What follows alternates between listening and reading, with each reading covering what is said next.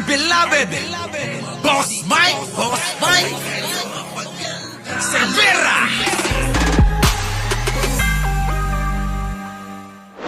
Bakit hindi tinanggap ng Viva itong pinamagatang kumalembang kay Pepsi Paloma, bumarurot kay Pepsi Paloma, bumengbang kay Pepsi Paloma? Putik na yan. Kung ano man tawag ninyo, basta yun. Oh, ano yun? Oh, pasok. Alam nyo na yan siguro, ano? Ha? Talaga naman eh. Grabe. Oy, kumalma nga muna kayo, ha? Kalma. Oh, ano pa ba nga?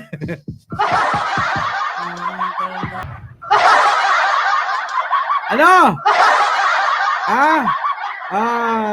Jumerger. Jumerger? Pwede. Ano?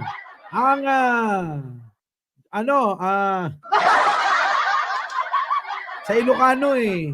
Ang umuyos-uyos sa inanges. Ang umuyos-uyos sa inanges ni Pepsi Paloma. Ang bumembang. Bumenga. Putik na. Eto na. Pasok. Nako. Binanatan ni Christy Fermin, mga kababayan. Binanatan si Bansot. Sumagot ka! Nirate ka ba ni Vic Soto? Nako.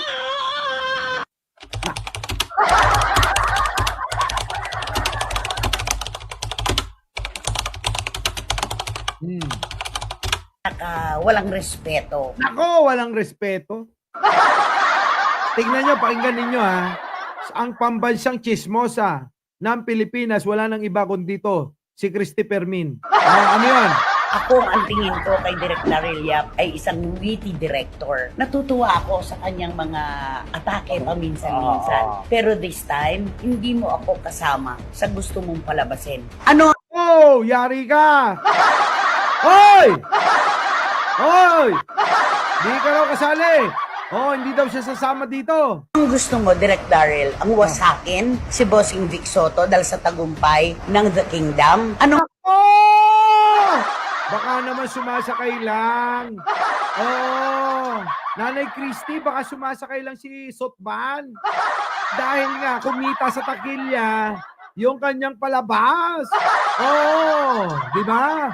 Baka naman may gustong sirain politiko. Baka naman gustong sirain nila sino?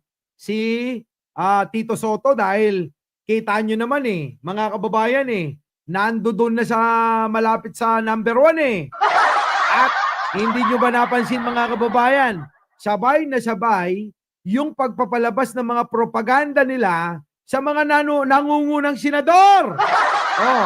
Nakita nyo, sino ang mga nangungunang senador? Erwin Tulfo. Nako, mayroong black propaganda. Sino pa? Si Tito Soto. Yan dalawang mga kababayan ang nag-uunan sa taas Ngayon, ang tanong, sino ang pwedeng gumawa niyan? Aminin nyo na. Baka naman kayo yung mga nandoon sa number 13, number 12, number 11. Nakaw! Kayo ang pagdududahan. Ngayon ang tanong, sino ang malapit kay Sotban? Sino? Sino malapit kay Sotban? Naku, mga kababayan. Baka naman mamaya yung malapit kay Sotban, yun ang yun ang pagdudahan. Kasi, syempre, alam natin politika yan ang dumi-dumi. Di po ba?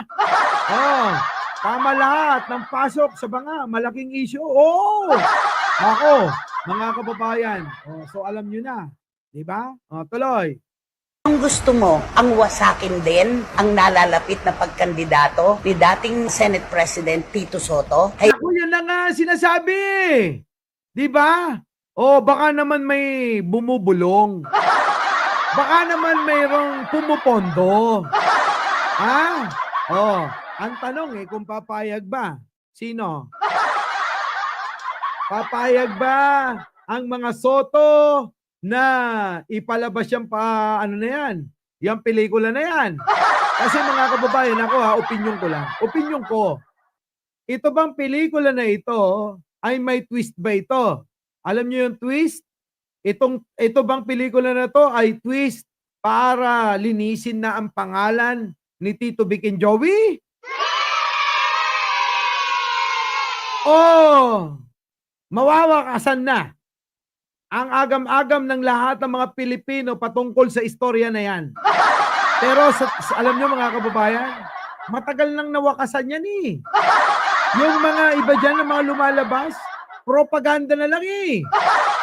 Kaya kung ako mga kababayan ha, dahil hindi pa naman natin napapanood yung buong kwento, yung buong pelikula.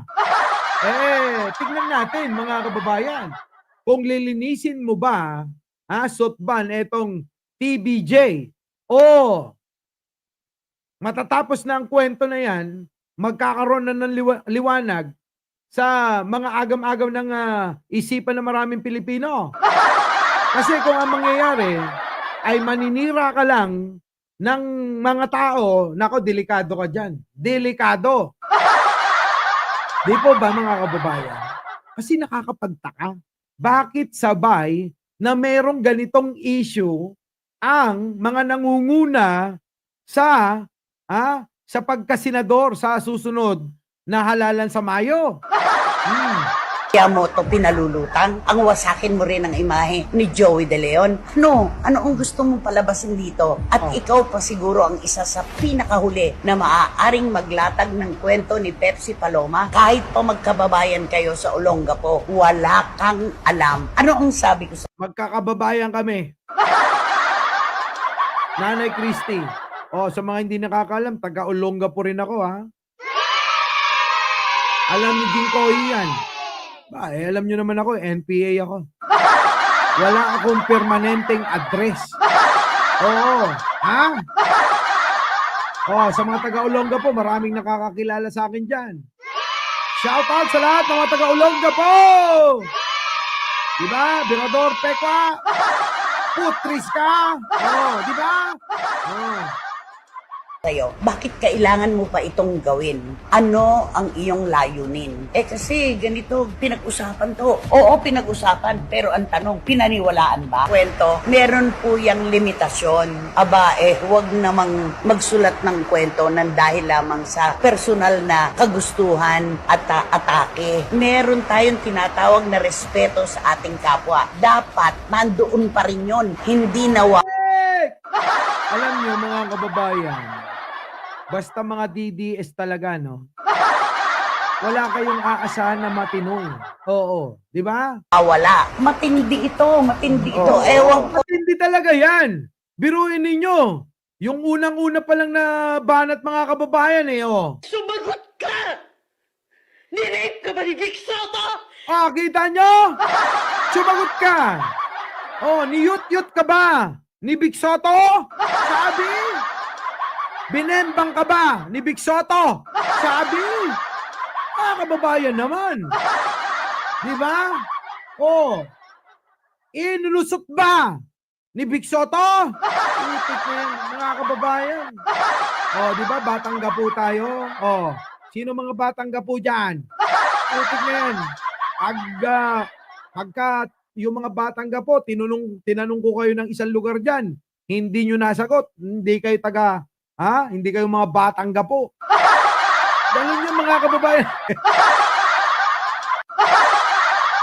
Inuyos-uyos ba ang inangis mo ni Vic Soto? Alam niyo yun, ano?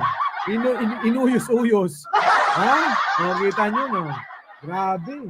Sinira talaga mga kababayan. Ulitin natin. Sumagot ka! Nirape ka ba ni Vic Soto? Kita nyo? Vic Soto, nako! Ang pangit! Biruin mo, ganyan lang. Vic Soto, pangit talaga pakinggan. Kahit ganyan lang yung sinasabi.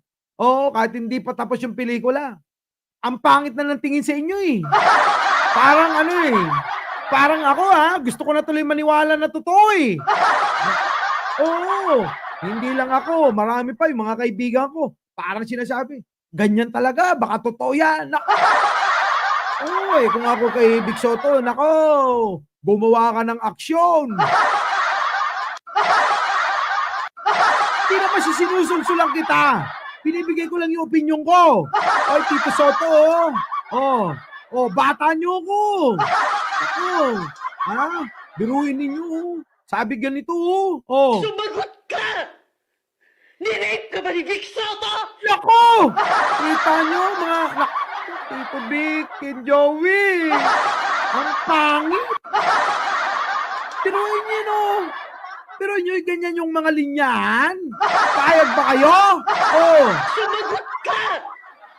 Nirape ka ba ni Vic Soto? Ang pangit talaga, no, mga kababayan, no? Diba Ethely Solis? Jenny Gonzalez? No! Pepe Malonzo. Ang pangit pakinggan eh! Grabe, ang sama! Baka naman maapektuhan si ano yan. Yung taga-Pasig. Biko Soto! Binabanatan yung tatay mo rito! Naku, mga kababayan. Isa pa nga. Sumagot ka! Nirape ka ba ni Vic Soto? Ala ka! Niyot-yot ka ba ni Big Soto? Parang ganun yung ibig sabihin. Ano pa? Yung mga batang gapo dyan. Sinong may alam ng Gotogate? Gotogate. Lugawan. Yun, masarap na lugawan dyan, ha? Gotogate. Pagka kayo, pag hindi nyo alam yung Gotogate na lugawan, hindi kayo taga-batang gapo. Alam nyo na, ha? Isa pa nga. Sumagot ka! Nirape ka ba ni Vic Soto? Ala ka! Yun talaga, mga kabayan, hindi nagbabago. Sumagot ka! Niyot-yot ka ba ni Big Soto? Ganun eh. Ang sama, mga kababayan. Napakasama. Napakabigat. Kung ako kay Big Soto, kahit ganyan lang, mga kababayan, talagang makakatikim ng ano to eh. Ng love letter eh. Hindi lang love letter, mga kababayan. Sobra na yan. Hindi na tama. Sobrang sobra na yan. Diba? Gotogate. Diba? Alam mo yan. Nandyan ba si DJ Byron? DJ Byron, nandyan ka ba? Magparamdam ka. Ano? Payag? Nako, DJ Byron, hindi ako papayag ng ganito kung ako. Sigurado yan. Love letter agad yan. Magkikita tayo sa Victoria Court. Ganon! Diba? Ay talaga. Diba, Jocelyn? Ganyan gagawin sa akin. Magkikita tayo sa Victoria Court. Magkakaubusan tayo ng pera. Malinis ko lang yung maganda kong pangalan na Mike Cervera. Ang maganda ng pangalan ko, Mike Cervera. Ganda. Mga kababayan, Mike Cervera, ganda ng pangalan ko. Tapos sisirain lang, ng tulad ng ganito. Ay, hindi ako papayag. Hindi! Papayag kayo? Papayag kayo? Kaya, alam nyo na. Walang ganyan. Hindi ako papayag. Maubos man yung tagsi-50 ko rito. Tuloy. Pasok. Sumagot ka! Nirape ka ba ni Vic Soto? Agoy! Sagot! Pasagutin nyo. Sumagot ka! Nirape ka ba ni Vic Soto? Ala! Umoo pa. Biruin mo, umoo. Oo daw, oo. Parang yun na sinabi, no? Niyut-yut niya ako. Ganun.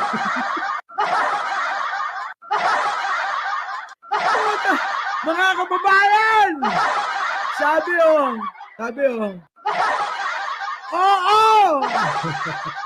niyut-yut. Putik na. Buhay talaga to. Grabe, no? Sobra, hindi sobra to. O, punta na natin si Nanay Christy ko. O, Nanay. Birahin mo. Game. Dapat nandoon pa rin yun. Hindi nawawala. Matindi ito, matindi ito. Ewan ko kung paano tatanggapin ni Bossing Vic Soto na binanggit ang pangalan niya sa isang senaryong hindi maganda talaga. At Ay, hindi talaga maganda, Bossing! Bossing! Ay, Bossing, Vic Soto! Ay, talaga hindi maganda. Kahit ako, pabor ako kay Nanay Christy. Hindi talaga maganda yung Bossing. Biruin mo tinanong na, binanggit pa yung totoong pangalan. Hindi na lang tinago siya pangalan di ba? Kung tinago na lang siya pangalan, ano na lang, DJ Byron. Gano'n. Di mas okay pa. Kung tinago na lang siya pangalan, pangalang Direct Freddy. Biyahe ni Koy. Ganyan. Abay, pwede pa. Pero Bossing, mali! Sirang-sira ka rito! Kapag hindi mo yan sinagot, Bossing, ito lang naman, opinion lang, Bossing, ha? Huwag kang sasamaan loob. Ha? Opinion lang ito, Bossing. Baka isipin ng taong bayan, totoo pag inisip ng taong bayan na totoo yan. Tulad yan, meron tayong 1-2 na nanonood dito. Bossing, yung 1-2 na yan, ichichismis pa nila sa mga anak nila. Madadagdagan yung 1-2. Asawa nila mamaya. Pagkatapos ng live ko, magsasama yan, magkakaanuhan. Magkakatabi sa higaan. Bago gumawa ng masarap na bagay yan, pag-uusapan muna tong mga topic namin dito. Sasabihin, Lengga. Narinig ko kay Mike Cervera. Hala, si Vic Soto, binanggit yung pangalan. Di ba? Sabi ni Mike Cervera, dapat daw sagutin niya ni Bossing. Nako, Diyos ko. Tapos kinabukasan paggising, sasabihin din sa mga anak. Tapos yung mga anak, ikikwento sa mga kaklase. Yung asawa dadalhin sa opisina, ikikwento sa taga-opisina. Tapos yung asawa, ikikwento sa kapitbahay. Kalat na, Bossing. Ang sabi rito ng rape ka. Diba?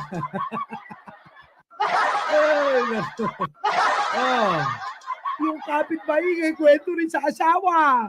Ikikwento sa anak. Yung mga anak, ganun ng ganun. Lahat na. Yari ka. So sasabihin nila, yung mga Soto, ng Yut Tennis. Ng Beng Bang, gano'n. Naku, pangit. Sige, tuloy.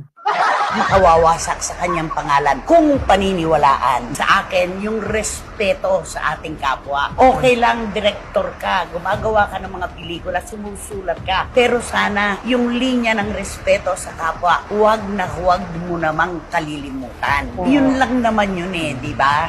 Ikaw nga, nirespeto ka sa kabila ng mga pinaggagawa mo pag panahon ng eleksyon. Ay, oo. At saka, Oo nga. Iba no? Magsasanga-sanga talaga yan. Hindi lang magsasanga-sanga. Magkukukonekta yan, mga kababayan. Oo! sino magpo-produce ngayon nitong pelikula mo, The Rape of Betsy Paloma? Tinanggihan ng Viva Films. Tinanong Kita nyo, tinanggihan ng Viva Films yan. mo pa ako, ano kaya ang dahilan? Anong basa mo, nanay? Bakit ito hindi tinanggap? Sabi raw kasi ni Boss Vic Del Rosario, humanap ka na lang na ibang producer. Huwag kami. Nako! Yari. Tinanggihan, kasi nga ayaw. Hindi ko to ipoproduce. Andun yung respeto, di ba? Yung importansya, yung pagpapahalaga sa isang pinagsamahan at pagkakaibigan. Kaya, Direk Darrell, magmumug ka at baka sakaling gumanda-ganda ang pananaw mo sa buhay. Hindi Oo nga! Grabe, sinabihan na magmumog. Mabaho ba hininga niya? Oo. Ano yung mag-connection ng pagmumumog para gumanda yung buhay?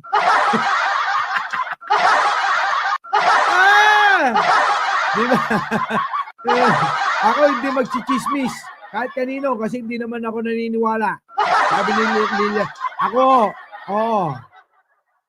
kikwento ko kay Jen Angeles. Ewan ko na lang. Ewan ko na lang sa kanya kung ikikwento niya sa iba. Basta ako, ikikwento ko talaga. Mga kababayan? Eto na, mga kababayan, bahala na kayo dyan. Pero para sa akin, kahit ano kasi maraming tanong dyan eh. Diba? Una, matutuldukan na ba? Ayun nga yung binanggit ko kanina. Matutuldukan na ba etong issue na ito pagkatapos maipalabas? Ikalawa, malilinis ba ang pangalan ng mga Soto ni Tito Vic and Joey rito? Kung hindi, paano naman yung pamilya niyan? Si Vic Soto, may anak yan kay Pauline Luna. Diba? May anak kay Pauline Luna yan eh. Ilan? 2 yata. May anak yan kay Connie Reyes. Diba? 2 rin. Sino? Sino? Basta 2 yung anak niya. Oyo Boy Soto at saka si Danica Soto. May anak din. Kay Dina Bonnevie. Sino? Hindi, mali, baliktad ako. Kay Dina Bonnevie, 2. Kay Connie Reyes, 1 si Vico Soto. Diba? Mga kababayan, 2 kay Dina Bonnevie, 1 kay Connie Reyes. Kita nyo mga kababayan? Diba? Yung anak niya sa nanay ko, hindi nyo itatanong? Si Mike Soto. Ay, nako. Eto na mga kababayan. Ay, nako. Dami yung alam dyan. Talaga kahit kay Alan kay meron. Di naman siguro. Buti na lang hindi nagkaanak kay I can feel it. Yung sa sino ba yun? Sa Okay Ka Pere Ko? Ay, nako, puro tayo kalokohan. Our beloved Boss Mike Cervera.